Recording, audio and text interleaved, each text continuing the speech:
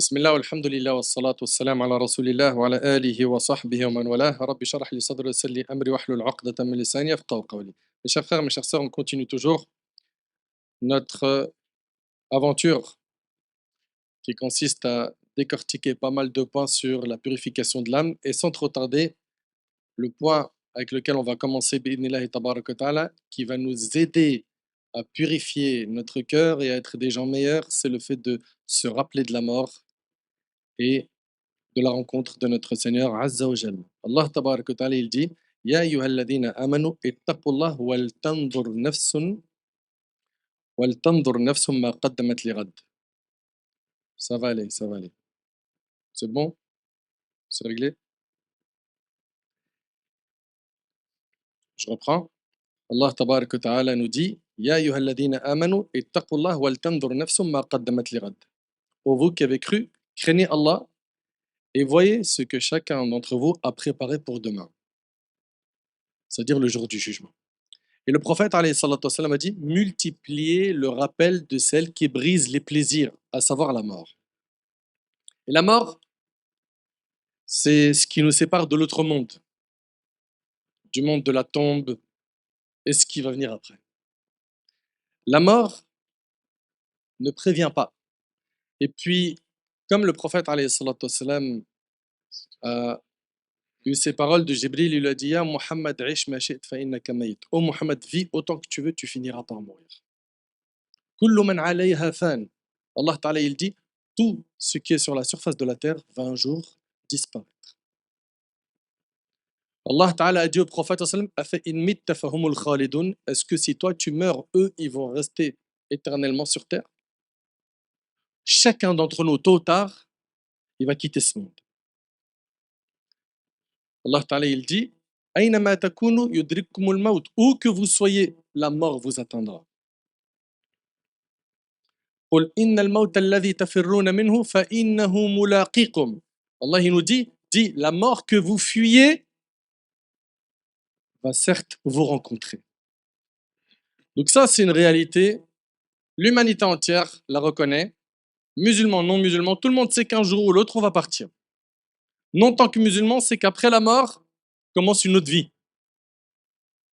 Et le prophète alayhi salatu wassalam, il nous a enseigné dans un hadith, il n'y a de vraie vie que celle de l'au-delà. La vraie vie, c'est pas celle-là. Comme disent notre jeunesse, cette vie, c'est du falche. C'est du mytho. La vraie vie, c'est l'autre. Elle est éternelle, c'est la demeure de stabilité. Il n'y a plus aucun problème, aucun souci, aucun chagrin, aucune maladie, aucune tristesse, aucune rancune, aucune envie, aucune jalousie. Et pour l'éternité, il faut vraiment être, mais vraiment être chaos spirituellement pour ne pas investir pour l'au-delà. Le croyant, il fait très attention à ce que ses actions soient toujours en conformité avec la religion. Est-ce qu'on est en train de dire par là qu'on est des anges infaillibles? Non. Le prophète s'en a dit, tous les fils d'Adam sont des pécheurs. Et les meilleurs d'entre eux sont ceux qui se repentent. On fait tous des péchés. D'accord? Mais, à chaque fois que tu fais un péché, souviens-toi d'Allah. Rappelle-toi d'Allah. وَالَّذِينَ إِذَا فَعَلُوا فَاحِشَةً أَوْ ظَلَمُوا أَنفُسَهُم, ceux qui, quand ils commettent une turpitude ou qu'ils sont injustes envers eux-mêmes, ذَكَرُوا se souviennent d'Allah. Et après, ذَكَرُوا zid, وَاسْتَغْفَرُوا لِذُنُوبِهِمْ, et ils demandent pardon pour leurs péchés. Et qui donc, à part Allah, pardonne le péché? Et Allah il dit وَلَمْ يُصِرُّوا عَلَى مَا فَعَلُوا, et qui ne persistent pas dans la désobéissance qu'ils ont faite. Arrêtez. Arrêtez de persister dans les mêmes péchés, ces addictions qui sont en train de vous tuer le cœur.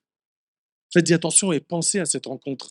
Dans le hadith de Adi, qui est dans les recueils authentiques, le prophète, alayhi salatu wassalam, il nous dit il n'en est pas un parmi nous qui ne parlera pas à Allah sans qu'il y ait d'intermédiaire. Chacun d'entre nous va avoir une discussion avec Allah en direct, sans intermédiaire. On est prêt pour ce jour-là? Imagine-toi le jour du jugement, te retrouver à entendre mon serviteur. Tu te rappelles tel et tel péché? Mon serviteur. Pourquoi est-ce que tu as eu honte des gens et tu n'as pas eu honte de moi? Mon serviteur, pourquoi? Pourquoi tout ce temps-là ne t'a pas permis de te réformer? Mais qu'est-ce que tu vas dire à Allah tabarak wa ta'ala? Imagine que tu entends ces questions. Enfin, mon frère Redouane, il va compléter, Inch'Allah, parce qu'on a pas mal de choses à vous dire sur ce point. Parce qu'on parle de le maout, la mort, ça laisse toujours un grand froid. Et pourquoi? C'est parce que ça nous ramène à une réalité, tout simplement. Une réalité qu'on veut très souvent fuir, qu'on veut oublier. Vous savez, toute l'humanité, sont tous d'accord sur une chose, c'est qu'on va tous mourir. Tous. C'est pas que les musulmans qui le. C'est pas une croyance musulmane, c'est pas parce qu'on est religieux, peu importe la religion, qu'on croit en la mort. Tout le monde y croit, tout le monde. À la différence du commun des mortels, c'est que le musulman, il sait que cette mort, c'est quoi? C'est le début. C'est pas la fin, c'est le début. C'est la fin de cette vie, certes, mais c'est le début d'une vie qui sera bien, bien. Et le musulman, la mort, elle ne doit pas l'effrayer tant que ça. Il est certain, je vais mourir, je vais mourir. Allah, il a destiné le jour où il a insufflé l'âme dans mon corps, alors que nous étions encore dans le ventre de nos mères, il a destiné déjà à ce moment-là quand est-ce qu'on allait mourir. L'espérance de vie, elle était déjà actée. Nous, on sait quand est-ce qu'on est né. Tout le monde connaît sa date de naissance. On ne connaît pas notre date de mort. Personne ne la connaît. Vous savez, les gens, quand ils fêtent un anniversaire, oui, une année de plus. Pour le musulman, c'est une année en moins. S'il y a bien une chose qu'il y a dans ton espérance de vie, c'est du moins, pas du plus. Tu as fait plus d'actions, oui, mais tu es en train de vivre moins. Et la mort, quand je vous dis, elle ne doit pas nous effrayer en soi, c'est quoi? C'est-à-dire qu'on doit s'y préparer, en fait. Je sais que je vais mourir, je vais mourir. Ben, prépare-toi. Prépare-toi. Il y avait un poète qui disait Al-mawtu babun wa kullu nasi dakhiluhu. La mort est une porte. C'est le seuil d'une porte. Et tout le monde va passer ce seuil-là. Falayta sha'ri wara al-babi maddaru. Malheur à moi, après cette porte, quelle demeure je vais trouver? الدار جنة الخلد إذا عملت بما يرضي الإله وإلا فالنار. La porte, la demeure que tu vas trouver derrière, ce sera un paradis éternel si tu as œuvré comme ton Seigneur le souhaitait, ou sinon c'est l'enfer. Deux destinations, pas trois, pas quatre, pas cinq. Deux. Deux. Et on sait qu'avant cette destination, il va y avoir un jugement long, difficile, où tout sera exposé. Tout ce qu'on cherche à cacher nous, ce sera exposé. Et voilà, quand on pense à la mort, tout à coup, les choses autour de nous n'ont plus de valeur. Ce téléphone, finalement, franchement, c'était pas si important que ça d'aller vendre de drogue ou je ne sais quoi pour pouvoir me payer ce dernier iPhone. Qu'est-ce que je vais dire? Finalement, il n'a pas de valeur. Quand on parle, on pense à la mort, quand on pense à toutes ces personnes qui nous ont quittés, on se dit, mais finalement, c'était ça la vie. C'est ça. Donc en fait, on est là au quotidien, on doit faire des efforts. Des fois, subhanallah, on a cette réflexion, on se dit, mais tous ces gens qui ne croient pas en l'au-delà, c'est quoi le but de leur vie? Vous imaginez tous les matins aller au travail, supporter des fois un travail qui est pénible, supporter la pression du patron, avoir du mal à boucler les fins de mois, etc. Je dis, mais c'est. En fait, on a envie de leur dire, mais pourquoi tu vis? On n'est pas en train de les pousser au suicide, hein, attention. Mais juste explique-moi, pourquoi tu te prends autant la tête?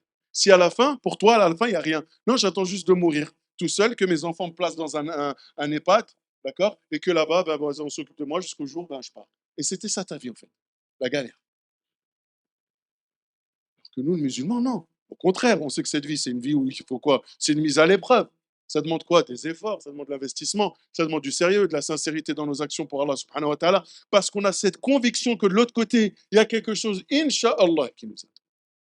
Et c'est parce que tu penses à la mort et que tu penses à ce qui t'attend de l'autre côté que là, tu comprends que mon âme, son seul salut, c'est qu'elle se soumette entièrement à Allah subhanahu wa ta'ala une bonne fois pour toutes. Parce que sinon, de l'autre côté, vraiment, je serais fichu. Ni tes followers, ils vont te suivre. Au contraire, Ya Allah, c'est lui qui nous montrait ça. C'est pour ça qu'on l'a fait. C'est lui qui nous a montré ce chemin-là. C'est ce qui va se passer réellement. Réellement. C'est pas des histoires. C'est pour de vrai. On va mourir. Un jour, on parlera de Nader, on parlera de Redouane, on parlera d'un tel et on dira Rahimahumullah. C'est ce qu'on dira. Comme on l'a dit pour certains des membres de notre famille. ou même des amis qui sont décédés alors qu'ils étaient encore jeunes. Parce que la mort, elle prévient. Se rappeler de la mort, c'est pas pour mettre une atmosphère glaciale, c'est juste pour vraiment ouvrir les yeux sur une réalité. Wallahi, je pose la question, vous allez me dire, je la pose toujours cette question. Taïb. Qui peut me jurer que ce soir il est vivant? Vas-y, je prends au mot qui veut, n'importe qui. Il dit Wallahi al-azim, moi demain matin je suis sain et sauf, je suis vivant. Je vous prends tous en main. Allez, qui est capable? Personne. Et pourtant, on a fait des espoirs. Je commencerai Salat l'année prochaine. Inch'Allah, je vais arrêter avec ma copine. Quand je vais me poser, Inch'Allah, dans quelques semaines, je vais réfléchir, je vais me poser, je vais arrêter mes bêtises. Arrête! T'es même pas capable de jurer que demain t'es vivant. Et tu fais des plans sur 10 ans, 20 ans, 30 ans. Demain, peut-être on priera sur toi. Qu'est-ce que tu racontes? Alors le but, ce n'est pas de rien faire de sa vie, si faites. Mais assurez-vous que ce que vous faites, vous ne le regretterez pas. Parce que tout ce que tu feras dans ce bas monde, tu le retrouveras. Si c'est du bien, ça sera du bien. Si c'est du mal, fala talumanna illa nafsak. Alors, tu peux t'en prendre qu'à toi-même. Et vous voyez comment ça apaise, l'air de rien, ce rappel, même s'il est dur, vous voyez comment il fait du bien en vrai. Vous avez vu comment on se sent finalement? En fait, c'est ça. Je vais mourir un jour, oui. Maintenant, prépare-toi. Prépare-toi. Et vis ta vie, hein, épanoui, sois heureux, profite de la vie, fais comme ça s'appelle, des projets dans ta vie, il n'y a pas de souci. Mais n'oublie pas, dans le rétroviseur, n'oublie pas, la mort, elle est juste là. Donc, n'oublie pas tes prières à l'heure.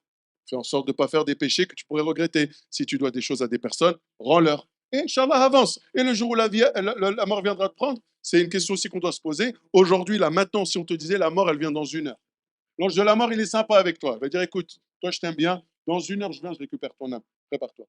Franchement, qui d'entre nous se dirait, c'est bon, je suis prêt. Bismillah. Ah là, je suis prêt. J'ai qu'à m'allonger, j'attends. Ah, ya Rabbi, je suis prêt, j'attends que ça. Et Allah de te rencontrer. Franchement, on se dise la vérité.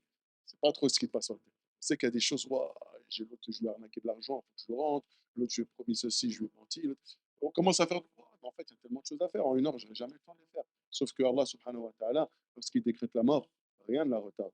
Pas une seconde, pas un instant. Et si la meilleure des créatures a goûté à la mort, nous allons y goûter, nous aussi y goûter, parce que la mort, elle n'épargnera personne. On a tendance à croire que ça touche que les autres, mais ça nous touchera, et qu'Allah subhanahu wa ta'ala nous accorde la meilleure des morts. Dites Amin. Par rapport à ce point, pour le compléter très rapidement et enchaîner sur ce qu'on a à vous dire, si tu veux, la mort, prends-le comme le panneau que tu vois sur l'autoroute, qui est en train de te rappeler à chaque fois la limitation de vitesse. Donc, garde en tête à chaque fois que tu n'as pas le droit de faire des excès. Tu n'as pas le droit. Que tu n'as pas le droit de dépasser les limites. Et que si tu le fais, bah, tu n'es pas à l'abri derrière d'avoir des sanctions. Mes chers frères, mes chères sœurs, on continue toujours à expliquer les moyens les plus efficaces pour purifier son âme. Et le prochain moyen, c'est l'avant-dernier. On va essayer de l'aborder rapidement parce que le mot de la fin, lui, sera long. Le prochain point qu'on va aborder avec vous, c'est la fréquentation. Tu veux devenir quelqu'un de bien, mais regarde, tu fréquentes qui? Vous savez très bien qu'on a un dicton qui dit: dis-moi qui tu fréquentes, Zid, je te dirai qui tu es, n'est-ce pas? Le prophète, il a dit: Al-mar'u ala dini khalili. L'homme prend la religion de son ami intime. Si ton meilleur pote, il est dans la religion, il va te tirer vers le haut.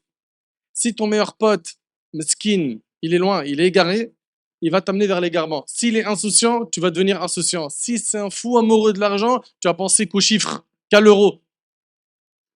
Et c'est pour ça qu'à la fin du hadith, le prophète dit: "Falyanzur ahadukum man yukhalil." Prenez garde à qui vous prenez comme fréquentation. Ne fréquente pas n'importe qui. Fais gaffe. La fréquentation, elle peut t'emmener très loin dans l'égarement. Elle peut même faire en sorte, écoute bien, elle peut même faire en sorte que tu perds ta place au paradis. Abu Talib, c'était qui? C'est une question. Ouais, Barakallahu fik. Oui, l'oncle du prophète, alayhi salatu wassalam. Il est mort à al-kufr, n'est-ce pas? Il n'est pas mort musulman. Dans le hadith de Saïd ibn Musayyib, quand il était sur son lit de mort, il est à l'agonie, le prophète, sallam, il lui dit: oh mon oncle, une parole. Tu prononces une parole, j'intercède pour toi aujourd'hui. Je dis juste, la ilaha illallah. Juste témoigne, reconnais Allah. Qu'est-ce qu'il a fait? À ce moment-là, il a regardé ses amis et il a fait le mauvais choix parce qu'il ne voulait pas décevoir ses potes. et il est mort à al-kufr. Et il s'est privé de l'entrée au paradis à cause de sa fréquentation. L'affaire est grave. Et ne me dis pas, ouais, mais moi, ça va. Déjà, l'histoire de moi, ça va, te jeter des fleurs, ça condamne-la. Parce qu'aucun parmi nos ancêtres s'est jeté des fleurs. Aucun. Quand tu regardes, subhanallah, comment ils faisaient toujours quoi? Un examen de conscience, ils critiquaient leur âme et ils se voyaient pas au top. Ça, c'était nos ancêtres. Donc, si toi, tu me dis, non, moi, je suis bien, moi, qu'est-ce que je rajoute, moi? Moi, je suis au max. Si tu dis ça, ou si tu te vois sincère, sache que ta sincérité a besoin de sincérité. Sache que ta relation avec Allah, tu dois la réparer. Le meilleur des hommes, Muhammad, alayhi salatu wassalam. Allah subhanahu wa ta'ala, il a dit وَاصْبِرْ نَفْسَكَ مَعَ الَّذِينَ يَدْعُونَ رَبَّهُمْ بِالْغَدَاةِ وَالْعَشِيِّ يُرِيدُونَ وَجْهَهُ. Allah subhanahu wa ta'ala, il a dit au prophète, le meilleur des hommes, il a dit reste en compagnie de ceux qui invoquent leur Seigneur matin et soir, ne désirant que sa face, c'est-à-dire sa satisfaction. Reste avec eux, ne les quitte pas. Ça, c'est le prophète, Allah, il lui dit, ne reste qu'avec les gens qui sont proches du dîn, avec les compagnons. Mais qu'en est-il de nous? Surtout dans notre contexte où, malheureusement, les pieux et les pieuses, ça court pas toutes les rues. C'est vrai ou pas? Beaucoup de gens autour de nous appellent à l'égarement, ils appellent au haram, au faux, au péché. Et donc toi, si tu fais pas attention à ta fréquentation, tu vas te retrouver tôt ou tard à avoir des regrets sincères. Et surtout une chose, tu sais que le jour du jugement, ton meilleur pote, ça va devenir un ennemi s'il n'était pas dans la religion. Al-akhillau yawma'idhin ba'duhum li ba'din adu illa al-muttaqin. Allah il dit, les amis ce jour-là, le jour du jugement, seront ennemis les uns des autres, excepté les pieux. Et Allah il dit, wa yawma ya'addu adh-dhalimu ala yadayhi, le jour où l'injuste il va se mordre les mains. Yaqulu ya laytani ittakhadhtu ma'a ar-rasuli sabila. Si seulement, ça c'est dans le Coran. Mais je sais pas pourquoi ça parle pas à notre cœur tout ça. Le jour où l'injuste il va se mordre les mains, il va dire si seulement j'avais suivi le chemin du messager d'Allah. Ya waylata, malheur à moi. Laitani lam attakhidh fulanan khalila, si seulement je n'avais pas pris un tel pour ami. Laqad adallani 'an adh-dhikri ba'da idh ja'ani wa kana ash-shaytanu lil-insani khadula. Il m'a égaré du chemin, il m'a égaré de la droiture, de la piété, du chemin droit après qu'il me soit parvenu. Et le diable déserte l'homme une fois l'avoir tenté. Le diable, le jour du jugement, il va se désavouer d'une force phénoménale de ses suiveurs. Vous avez même pas idée combien il y a de versets dans le Coran qui nous mentionnent que le diable il va se désavouer de nous le jour du jugement. Wallah, c'est impressionnant. Dans Surat Ibrahim, le diable, il va tenir un discours en enfer où il dira quoi? Inna Allah wa'adakum wa'ada al-haq. Ils sont en enfer et le diable il leur fait un discours. Allah il vous a fait la promesse de vérité. Wa wa'adtukum fa akhlaftukum. Et moi je vous ai fait une promesse que je n'ai pas tenue. Wa ma kana li alaykum min sultan. Et je n'avais aucune autorité sur vous. Moi j'y suis pour rien moi. Illa an da'awtukum fastajabtum li. C'est juste que je vous ai appelé à faire le haram et vous m'avez répondu. Fala talumuni wa lumu anfusakum. Ne me blâmez pas, ne me faites pas de reproches, mais faites-en à vous-même. Et t'imagines, je sais pas si on réalise un peu, désavouons-nous rapidement de lui avant qu'il se désavoue de nous le jour du jugement. Et c'est une histoire de choix. Il y en a parmi nous, ils écoutent et ça trouve tout de suite écho dans leur cœur. Et il y en a malheureusement, c'est comme un fond sonore que tu vois dans une vidéo TikTok. Tu as vu le fond là, l'anachid, hein? Toi, tu es en train de te concentrer sur le discours et il y a un petit son derrière. Il y en a, les discours comme ça, bah, pour lui, c'est le fond du TikTok. Ah, faites bellec. L'affaire, elle est hyper importante, elle est hyper sérieuse. C'est pas de la blague ce qu'on est en train de voir. Donc, par rapport à la fréquentation, je vais laisser mon frère Redouane en toucher un mot. Puis après, on parlera, Inch'Allah, des clés pour purifier, ou plutôt des types d'âmes. Après cela, Inch'Allah, on parlera des types d'âmes. On disait la fréquentation, c'est extrêmement important et l'être humain, on le disait tout à l'heure, hein, il est très influençable. Il est très influençable. Et on avait parlé justement, l'entourage jouait beaucoup sur cette influence. Et depuis tout à l'heure, on donne des mauvais exemples. Il faut voir aussi les bons exemples. Combien de personnes, tout à l'heure, on parlait de ces personnes qui sont converties ou qui sont revenues dans le din, qui avaient eu comme c'était suite à l'impact du Coran dans leur cœur. Mais combien de personnes aussi ont suivi justement ce chemin de la droiture parce qu'elles ont fréquenté des bonnes personnes. Parce qu'à un moment donné, elles avaient des collègues de travail. Bon, ça arrive souvent chez nos musulmans. J'avais un collègue ou une collègue, machallah, très correct, très serviable, efficace dans son travail, parle pas sur les gens, digne de confiance, etc.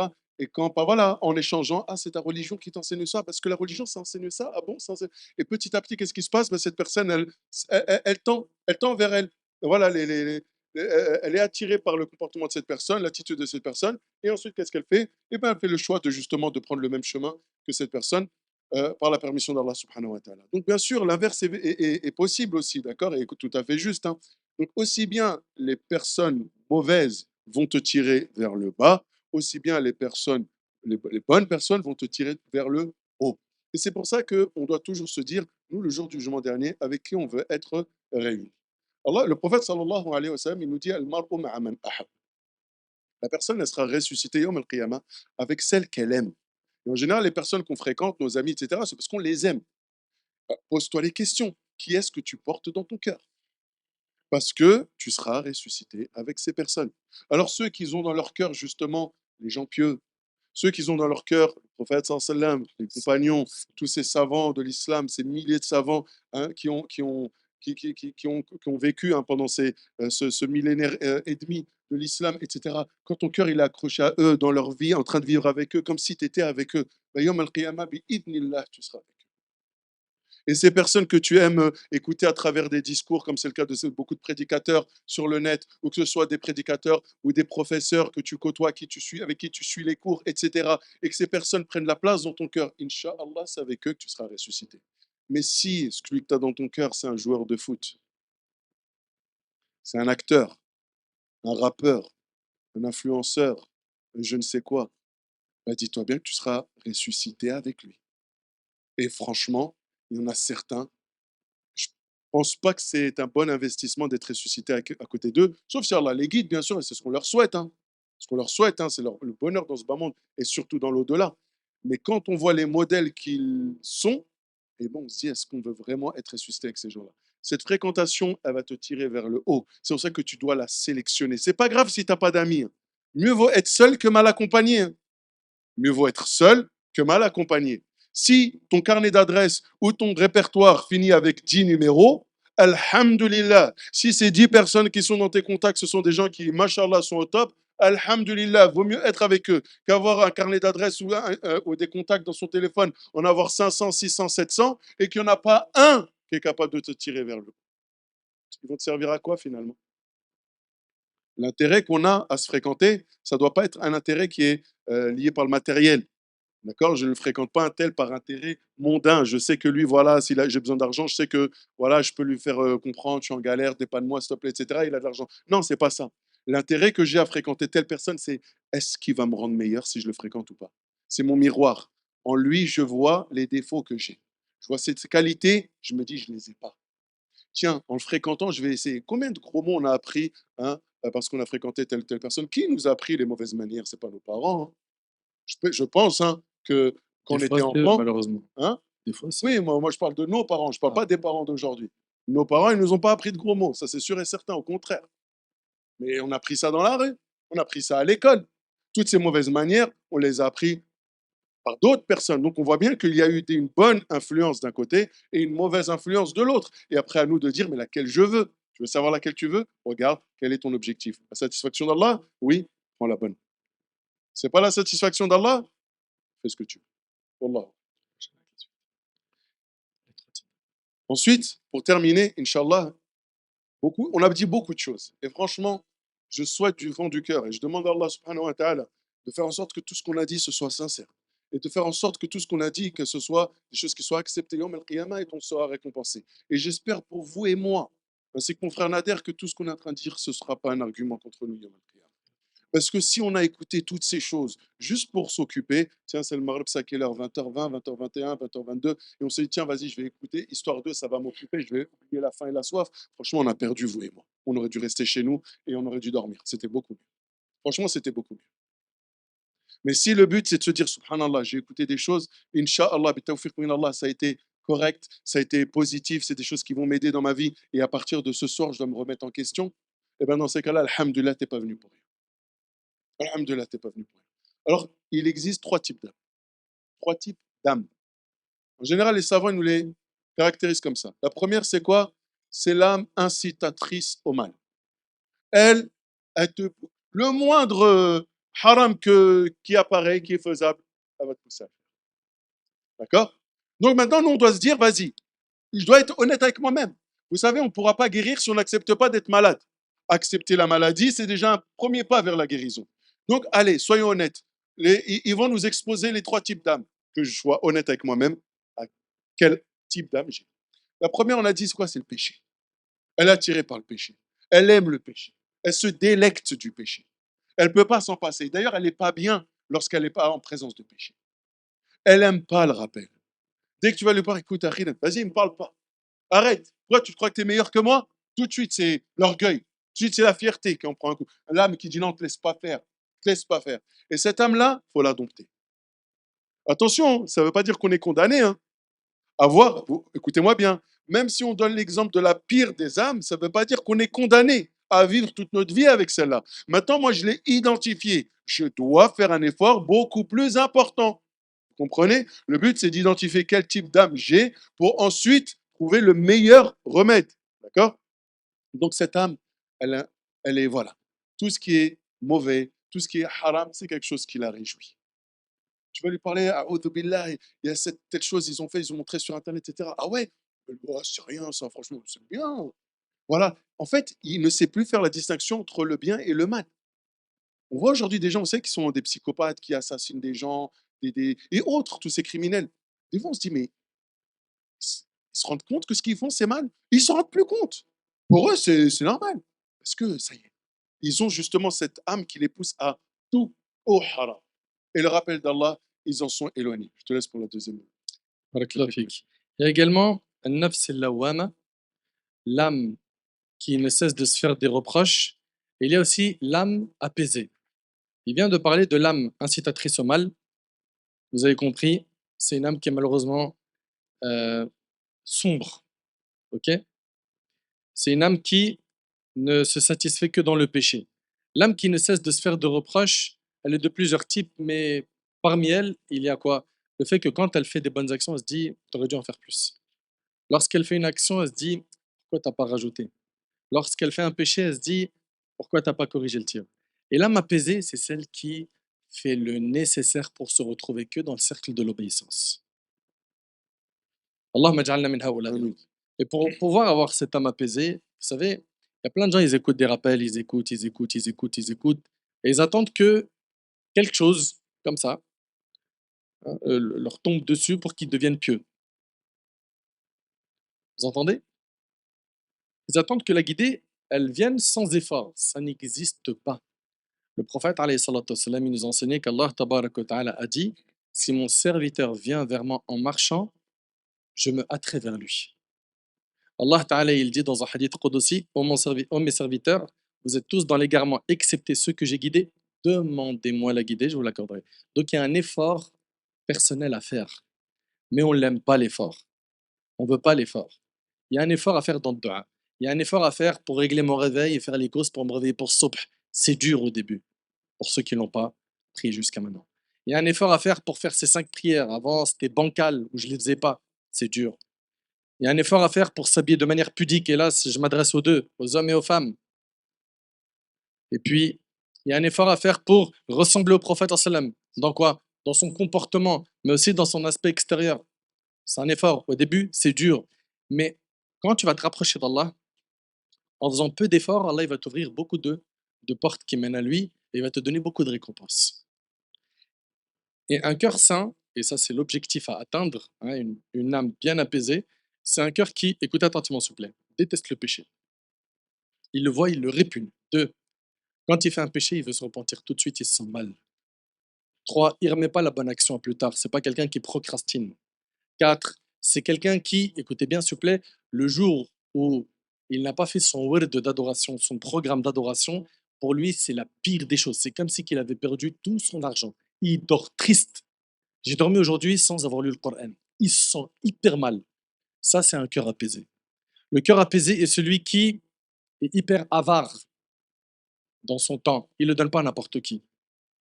Il fait très attention aux réseaux sociaux. Pourquoi? Parce qu'il y a plein, moi je vais vous le dire clairement, il y a plein de gens, jeunes et moins jeunes, qui n'ont pas le permis de conduire réseaux sociaux. Ils n'ont pas le permis. Ils rentrent dedans, ils font des accidents. Ces accidents, c'est des séquelles qui sont dans leur cœur, des péchés qu'ils font, ils appellent au péché, ils affichent leur péché, etc., etc., etc. Donc, tout ça, c'est à consommer avec modération, un, mais surtout avec sagesse, ok? Mettre chaque chose à sa place. Le prophète, alayhi salatu wassalam, il a acquiescé les paroles qui lui ont été dites par qui? Par le compagnon quand il lui a dit, il y avait Abu Darda et Salman, radiallahu anhuma, qui étaient ensemble. Et Abu Darda, il était très investi dans l'adoration. Et c'était quelqu'un qui voulait pas dormir, il voulait prier. Il s'adonnait à beaucoup d'efforts dans l'ibada. Et Salman, il lui a dit, ton Seigneur a sur toi un droit, ton corps, il a un droit, ta famille a un droit. Il lui a expliqué que chaque chose a un droit. Et il lui a dit, donne à chaque ayant droit son droit. Puis le prophète, il a dit quoi? Il a dit, Salman a dit vrai. Il est où le droit de notre âme? Il est où? À quel moment dans nos 24 heures, on se prend quelques minutes pour notre âme? Comme il a dit tout à l'heure, des fois, dans le Coran, il est à côté, juste à côté de toi, dans le salon. Tu le touches pas. Je préfère éclater 3 heures sur des stories et des commentaires ou de regarder des séries Netflix.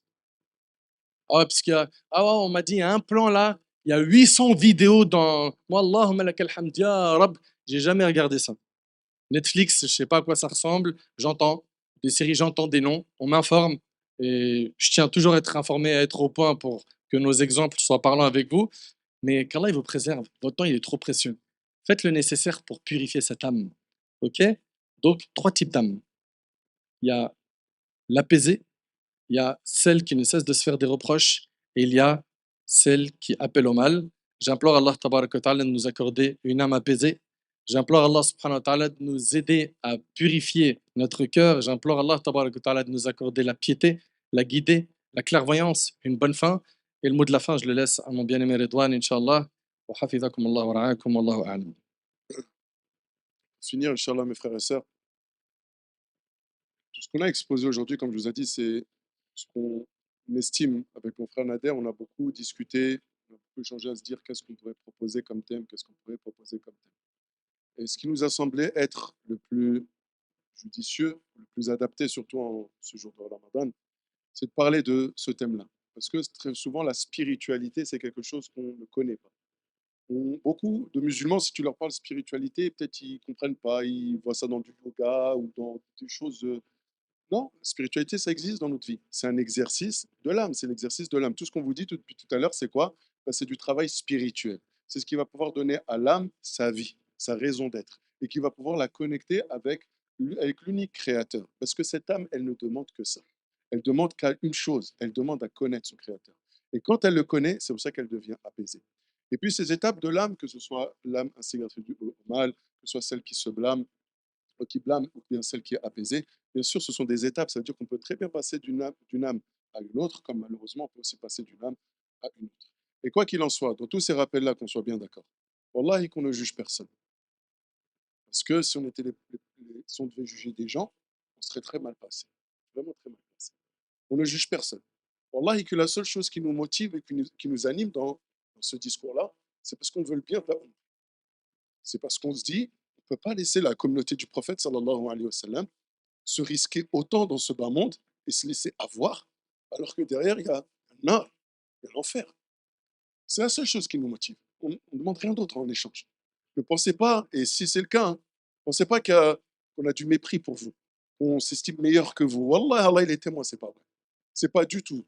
La seule chose, c'est voyez en nous vraiment des grands frères, des frères ou des fils qui veulent juste votre bien et qui, bi'idnillahi tabaraka wa ta'ala, essayent de transmettre ce que Allah subhanahu wa ta'ala transmet à son bien-aimé et qui ont fait le choix de transmettre eux aussi dans leur vie cette parole-là. Mais rien d'autre. On n'est pas des juges. Wallah, on n'est pas des juges. Et ce que vous faites, c'est entre vous et Allah subhanahu wa ta'ala. Nous, on aura rendre compte de ce qu'on a fait. On a chacun notre tombe. On aura notre compte. On aura nos comptes à rendre et ils seront déjà suffisamment longs pour qu'on puisse ensuite s'intéresser des autres. Donc, voyez-y vraiment cela que de la fraternité, que de l'amour fraternel, que un souci et de la bienfaisance. هذا والله أعلم وآخر دعوانا أن الحمد لله رب العالمين. Je sais pas c'est quoi la suite. On s'arrête là. Donc on demande à Allah subhanahu wa ta'ala en ce moment, là, en plus on approche Saint al-Maghrib, d'accepter déjà votre effort, de vous être présenté à nous. On demande à Allah subhanahu wa ta'ala de vous récompenser pour votre patience et pour votre écoute. Et on demande à Allah subhanahu wa ta'ala, comme il nous a réunis ici-bas dans ce bas monde, qu'il nous réunisse tous ensemble Yom al-Qiyamah et qu'il nous réunisse avec Mohammed sallallahu alayhi wa sallam fil Jannah. C'est ça à quoi on aspire. Et Inch'Allah, on va faire en sorte que cette assise soit un argument pour nous, Yom al-Qiyamah, et non contre nous. هذا والله أعلم وصلى اللهم وسلم وبارك على نبينا وحبيبنا محمد وعلى آله وصحبه أجمعين وآخر دعوانا الحمد لله رب العالمين.